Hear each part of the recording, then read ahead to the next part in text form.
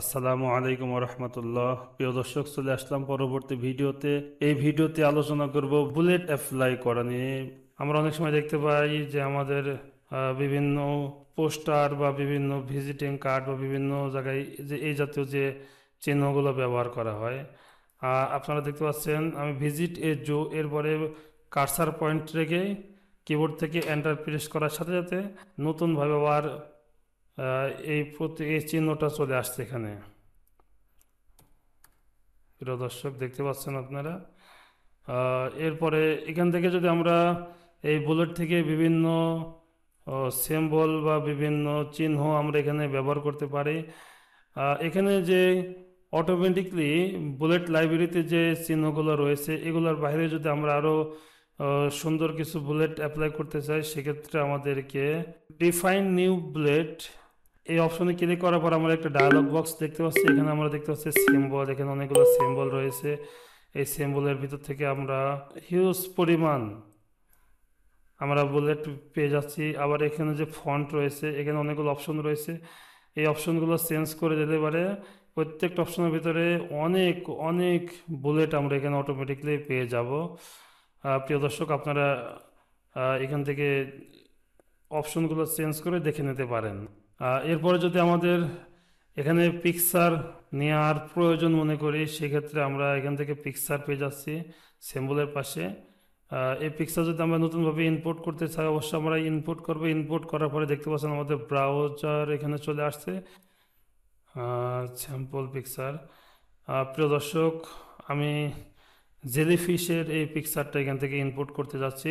সেক্ষেত্রে আমাকে অ্যাড বাটনে ক্লিক করতে হবে। এরপর আমি দেখতে পাচ্ছি আমার এখানে আমার জেলিফিশের পিকচারটা চলে আসছে। এটা সিলেক্ট করে দিলাম। করার পর আমি এখানে ওকে প্রেস করার সাথে সাথে আমাদের সিম্বলের এখানে আমাদের এই জেলিফিশ অ্যাড হয়ে যাচ্ছে। আমি এখানে ওকে করে দিলাম। আপনারা দেখতে পাচ্ছেন এখানে জেলিফিশের পিকচারটা চলে আসছে।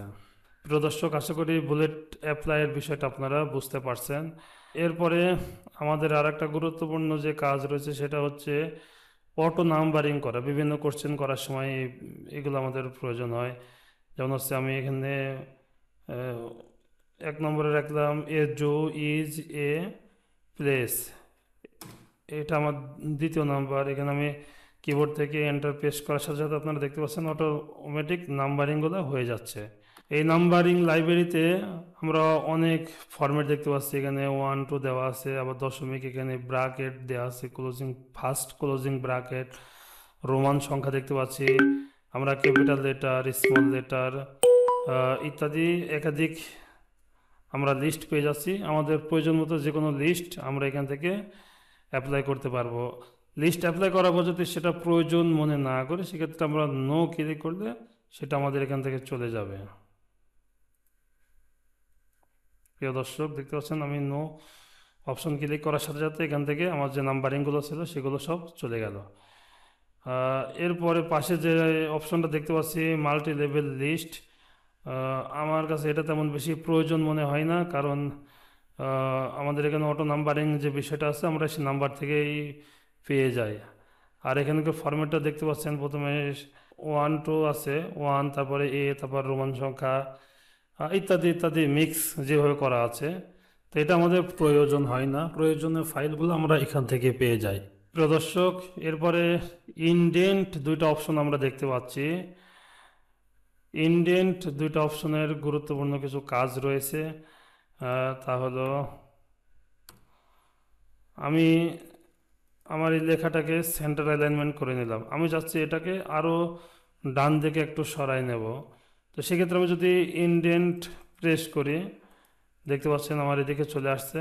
এখান থেকে আমরা পিছনে চলে আসতে পারছি। তো ইনডেন্টের বিষয়টা আশা করি সবাই বুঝতে পারছে আমরা ইনডেন্ট কীভাবে ব্যবহার করা হয়। এছাড়াও ইনডেন্ট আমরা এই রুলারের ভিতরে দেখতে পাচ্ছি। প্রিয় দর্শক, এখানে যে রুলার আছে, এই রুলারের ভিতর থেকে আমরা বিভিন্ন ইনডেন্ট দেখতে পাচ্ছি।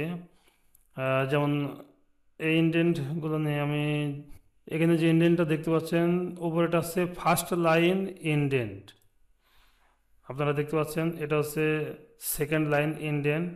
তো আমার সেকেন্ড লাইন ইনডেন্টটা আমি আমার টেক্সট বাউন্ডারি বরাবর রাখছি, যার কারণে এটা দেখতে পাচ্ছেন যে টেক্সট বাউন্ডারির কাছাকাছি আছে। ফার্স্ট লাইন ইন্ডেন্টটা একটু ডান দিকে সরাই নেওয়ার কারণে আমার এখানে একটা স্পেসিং তৈরি হয়েছে। তো আমি যদি মাউসের লেফট বাটন চেপে ধরে ড্রাগ করে এই ইন্ডেন্টটা যদি আবার নিয়ে চলে আসি, প্রিয় দর্শক দেখতে পাচ্ছেন আমার এই ইন্ডেন্টটা একটু বাম দিকে ভিতরে চলে আসছে, যার কারণে ফার্স্ট লাইনটা আমার একটু বাম দিকে চলে আসছে। আমি দুটো মিডল করে দিচ্ছি।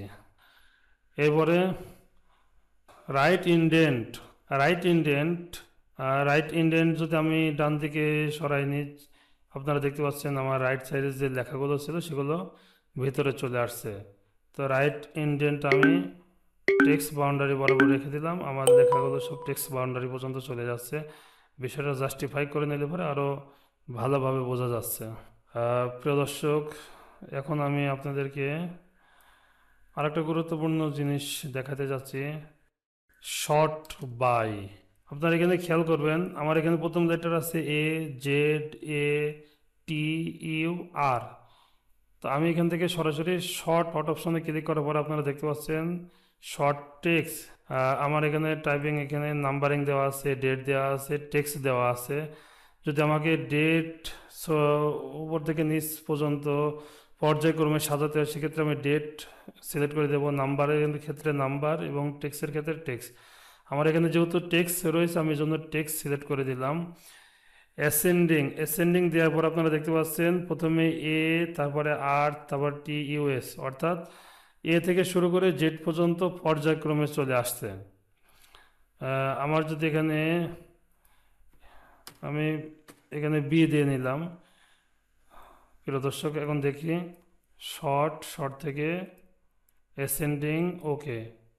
প্রিয় দর্শক দেখতে পাচ্ছেন প্রথমে ক্যাপিটাল এ, তারপরে স্মল এ, এরপরে বি পর্যায়ক্রমে চলে আসছে আর, টি, ইউ, জেড। আর আমি যদি শর্ট থেকে ডেসেন্ডিং এখানে যদি সিলেক্ট করে ওকে প্রেস করি, জেড থেকে পর্যায়ক্রমে এ নিচে চলে আসছে। তাহলে শর্টের কাজ আমরা আশা করি বুঝতে পারছি প্রিয় দর্শক।